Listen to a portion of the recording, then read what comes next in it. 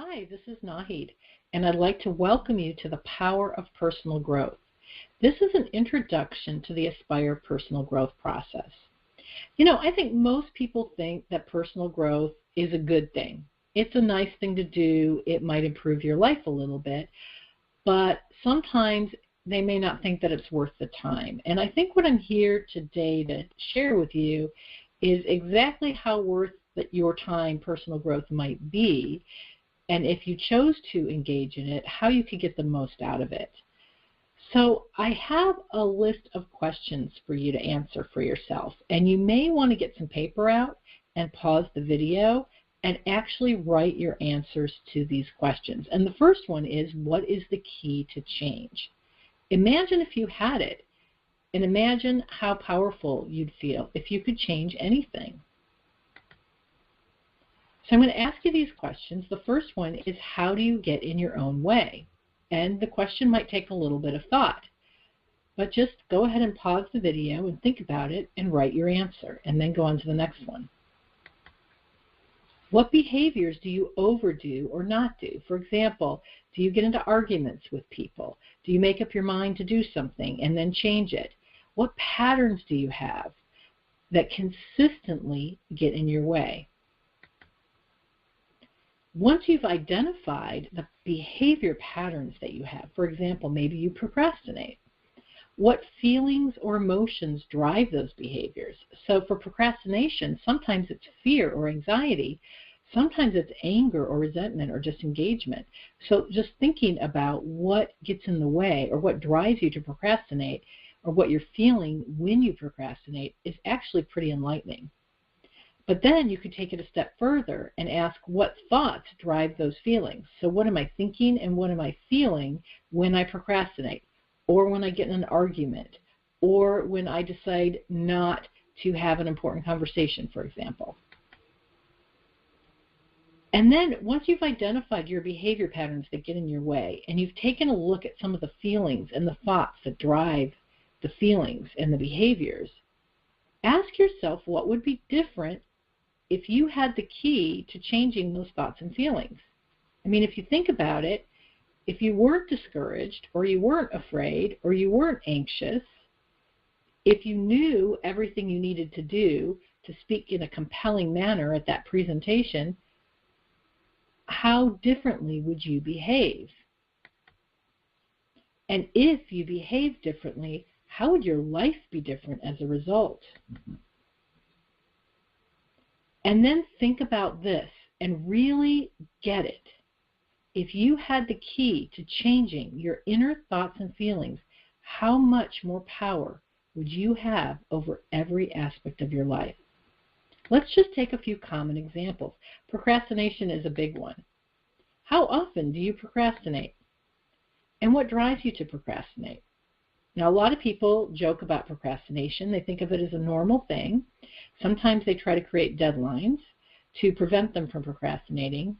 But sometimes it really makes a huge difference in your life. Sometimes you miss opportunities, or you miss the ability to do something as well as you could have if you didn't procrastinate.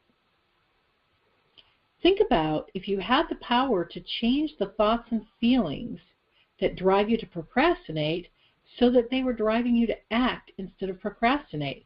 What would change in your life if you were driven to act instead of to procrastinate, and your normal mode of being was to just act instead of procrastinate? I bet if you're a big procrastinator, it could make a huge difference. Now, you might not be a big procrastinator, but maybe you avoid important conversations. Think about it. What conversations might you be avoiding? And what drives you to avoid difficult conversations? Now, some people don't like to have conversations because it's a pain to have conversations, and they get impatient. Other people avoid difficult conversations because they're afraid of hurting someone's feelings or creating conflict. But what if you had the power to have any conversation with anyone and to know it would go well and make things better? Now, this does involve changing your thinking and your feelings, and it also involves some skill development too, but it happens to be exactly the kind of skill development you get when you work on personal growth. how different would your life be? I can tell you that a study has been done in organizations where they've identified the 1%, the top, the most effective people in organizations happen to be the ones that don't avoid difficult conversations and are able to handle them effectively. Just the cream of the crop, the 1%, that is the one skill they all have in common. So think about it. What difference would show up in your life if it was easy for you to lean into important conversations and have them effectively? Let's take another example. We'll call it focus versus distraction. I have focus versus react here because a lot of times we're reacting to our own thoughts or to interruptions that other people give us. What prevents you from staying focused and present? And think about it. If you had the power to set aside distractions, know that what you're doing right now is the most important thing, and focus on whatever you're working on completely for as long as you needed to be effective, how much more really good, solid work would you get done? How different would your life be? So these are pretty powerful questions, and I just came up with 3 examples of very common behavior patterns that get in people's way. But the list of behavior patterns that get in people's way is pretty long. Yours might be unique. So, why is personal growth the key? And I came up with this cute little phrase, idea power, and the reason is because a lot of people don't understand what personal growth is. But when you're working on your personal growth, the best way to describe the experience is kind of like that great experience you have when you suddenly get a great idea, kind of a flash of insight, a burst of clarity. There's a lot of that. We guide you through insights and bursts of clarity because we're asking you specific questions. In fact, you may have even gotten an insight at answering some of the questions on this video so far. When you go through personal growth, you identify patterns that hold you back. You discover the source of those patterns, and then, because you're now seeing what thinking patterns you've used to get yourself this far, you start experimenting with new ways of thinking, and you approach situations differently. And you practice. We have tools that you practice with to make it easy to practice, but you just practice approaching situations differently. It takes a few different tries to get it right or to get comfortable doing things different. But again, it's not painful, and you don't have to make drastic shifts. You don't have to shock everyone around you by suddenly becoming different. It's more of a gradual process. But you'll find that over time, and sometimes it's a quite short period of time, surprisingly, you orient to others in new ways. And what I mean by that is you'll find that you're seeing people differently and that people are responding to you differently. And you'll be watching your life change. Things that used to bother you in the past suddenly don't bother you anymore. Things that used to be big problems aren't so big problems anymore. What the biggest thing is that I notice when people go through the process of personal growth is the level of internal negative emotions goes down. So whether your big negative emotion is anxiety or fear or anger or frustration or annoyance, think about how much time during the day you're feeling those negative emotions. I used to feel anxiety almost all the time. I would wake up in the morning feeling butterflies in my stomach, and I wouldn't even know why. Well, as I went through the process of personal growth, what I found is the amount of time that I would spend feeling anxious each day went down from about 90% to about 2 or 3%.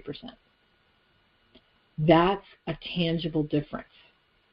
I feel pretty confident, peaceful, and focused all day, and it's a wonderful feeling. I hate that feeling of butterflies. It just doesn't feel good.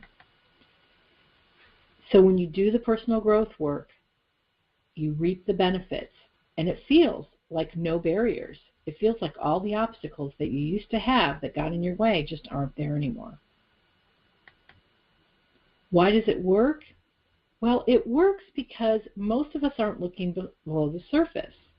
Most coaching or training focuses on your behavior patterns, but if you look at this model here, you can see that behavior patterns are at the top of a deeper dynamic. Your behavior patterns are driven by needs, and you will never change a behavior pattern that's driven by a need. So, for example, diets. People try to lose weight all the time, and they get so frustrated because they can use willpower for a certain amount of time to control their eating, and then at some point they're drained. They just don't have the energy to keep following the diet, and they go back to their old behaviors. Well, that's the way it always works. If you have a behavior pattern that's driven by a need, you'll never change it permanently. So you have to get to the need, and you have to get that need met. But your need will never be met if you believe that it's scarce yet essential to survival. These are your survival beliefs. So if you have a survival belief related to a need, you'll never get the need met. So what you have to do is look at your beliefs.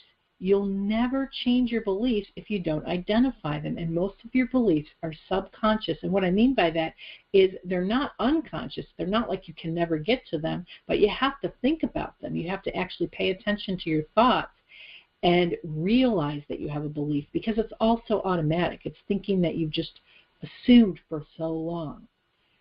So what we do in our program is help you identify your core beliefs and then notice the ones that work well for you and the ones that don't work well for you. There's only a small percentage of your beliefs that don't work well for you, but those are the ones that are causing all the havoc. So once you've identified them, you can actually retest them and go through a process which isn't too long, but helps you rethink your beliefs and change them. And this is a process that once those beliefs are changed, they're changed permanently. Personal growth work enables you to identify hidden beliefs that are running your life and change them. So this doesn't take forever, but it's a process. With continuous intention, you can make some pretty significant changes in 4 to 6 months. If you kept working on your personal growth for a few years, you would notice significant differences in your focus, in your organization, in your confidence. If you're a leader, you will notice that you'll have fantastic leadership presence. In your personal relationships, you'll notice that things that used to be issues just simply aren't issues anymore. Most people don't work intensely for 2, 3, 4 years. What they do is they start working intensely, then they plateau for a while and let things settle in. And so our process is designed for that.